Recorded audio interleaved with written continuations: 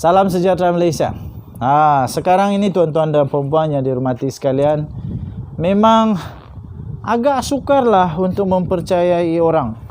Tak kiralah kau ni kuat agama kah, tidak kuat agama kah, kau ada pangkat dalam agama kah, tidak ada kah, susah mau percaya. Tak kiralah agama apa, agama Islam kah, bukan Islam kah, agama tiada agama kah, atau sebagainya, etis kah, atau sebagainya. Tapi memang susah kita mau percaya manusia sekarang ini. Oke, jadi apa yang terjadi baru-baru ini tuan-tuan dan puan-puan, ini amat mengejutkan. Kerana beliau adalah pemimpin agama, pemimpin kepada parti politik dan juga dianggap sebagai ikon agama Islam Malaysia. Beliau ialah Hadi Awang. Tetapi tuan-tuan dan puan-puan, Hadi Awang akan mahu kalau jadi akan disaman fitnah besar-besaran sebagai satu pengajaran utama.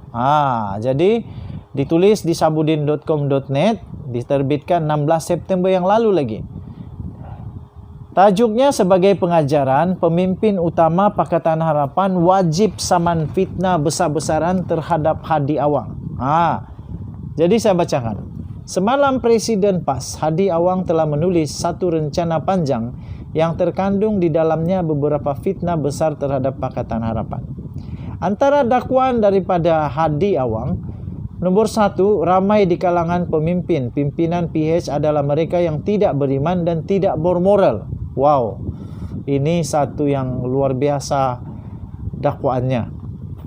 Siapakah yang tidak beriman dan tidak bermoral itu? Nomor 2, gabungan pembangkang PH secara terbuka mengumpulkan kumpulan pemberi rasuah dan penerima rasuah di dalamnya. Siapakah yang dikatakan pemberi rasuah dan penerima rasuah? Ini memang pedas betul ini. Kalau ada bukti, buat laporan polis. Hadi Awang pergi buat laporan polis supaya Pakatan Harapan boleh tahu siapa dia punya pemimpin yang ada rasuah dan penerima rasuah.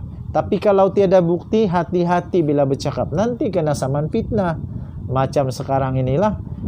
Yang ketiga, Hadi Awang dia kata dalam Pakatan Harapan terkumpul kalangan mereka yang nyata bersikap anti-Islam, mengancam institusi raja-raja, rukun negara dan asas-asas perlembagaan persekutuan. Ini memang sangat-sangat luar biasa teruknya. Wow, siapa yang anti-Islam ini? Anwar Ibrahim, sila cari di dalam Pakatan Harapan.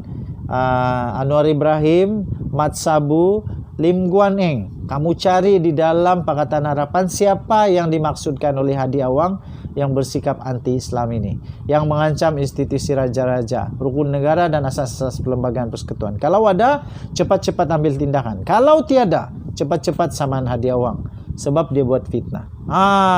Jadi barulah ngam.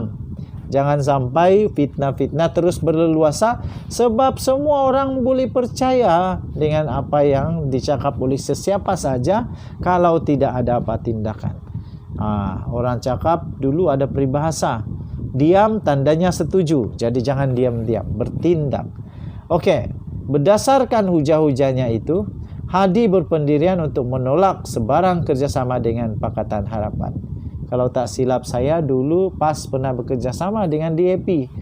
Kalau saya silap apa itu? Pakatan Rakyat. Dia tahulah apa sudah itu. Tapi tiba-tiba sekarang jadi lain pula. Apa yang nyata, sebahagian daripada tuduhan di atas boleh dikategorikan sebagai fitnah besar yang boleh membawa dosa besar jika tidak dapat dibuktikan kebenarannya. Saya setuju. Tok Guru Hadi Awang, sila buktikan. Kasih nama, kasih fakta dia, di mana dia dapat rasuah, di mana dia beri rasuah, di mana dia bersikap anti-Islam, di mana dia mengancam institusi raja-raja, di mana dia mengancam rukun negara dan asas-asas perlembagaan persekutuan. Kasih senarai semua dan buat laporan polis supaya Pakatan Harapan dapat diambil tindakan. Tapi kalau tiada, Tok Guru Hadi Awang, memang kamu dalam masalah besar kerana kamu sedang memfitnah benda yang tak ada. Kalau ada, kasih keluar buktinya.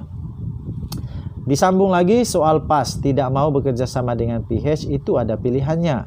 Itu adalah pilihannya. Tetapi dengan pilihan itu tidak menghalalkan perbuatan Tok Guru Hadi Awang ini untuk menuduh tanpa bukti dan melakukan fitnah terhadap Pakatan Harapan. Jika PAS tidak mahu kepada PAS, Hadi juga harus sedar. Bukan PAS ini, PH. Jika PAS tidak mau kepada PH, Hadi juga harus sedar.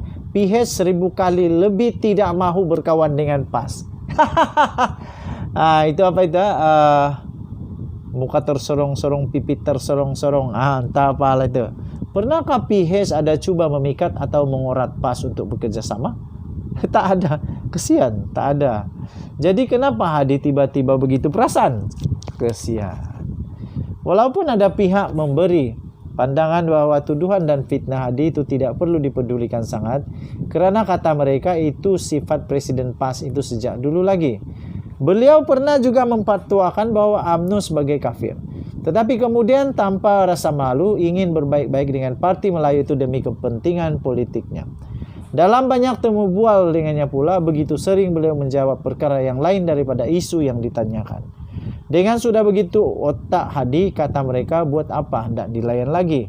Begitupun melalui tulisannya semalam, kecuali jika Hadi dapat mengemukakan bukti atas segala tuduhan itu tetap merupakan satu fitnah besar yang bukan saja berbahaya kepada masyarakat, lebih daripada itu juga suatu dosa yang besar kepada pelakunya.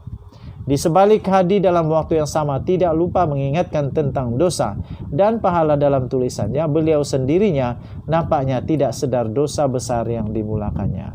Dalam hal ini adalah perlu Hadi diingatkan atau diberi pengajaran untuk bertanggung jawab kepada setiap tuduhan dan fitnah besar yang dilemparkannya itu. Langkah pertama ialah PH harus segera memulakan gerakan besar-besaran membuat laporan polis agar beliau disiasat dan didakwa atas fitnah besar yang dilakukannya itu.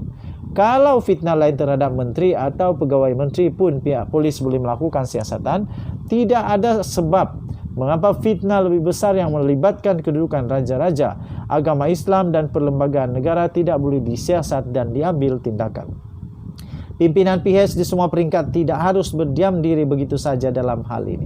Langkah kedua, pimpinan utama PH khususnya mesti segera mengemukakan saman fitnah terhadap Hadi atas fitnah besarnya itu.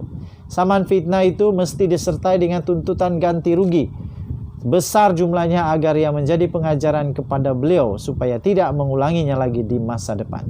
Sebelum fitnah besarnya itu dihukum Tuhan di akhirat kelak, pimpinan PH harus menunjukkan jalan hukuman dunia terlebih dahulu kepada Hadi.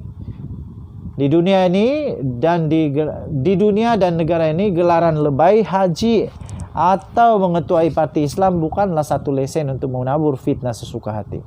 PAS dan Hadi walaupun tercatat kalah dalam banyak saman fitnah dan terpaksa membayar ganti rugi yang besar sebelum ini, mereka nampaknya tidak pernah insaf dan bertobat. Untuk itu jumlah ganti rugi yang lebih besar hendaklah dituntut sehingga berdepan tuntutan bankrupsi jika tidak mampu membayarnya. Jangan sesekali jika saman telah dimulakan nanti PH bersikap murah hati dengan permohonan maaf atau penyelesaian di luar mahkamah.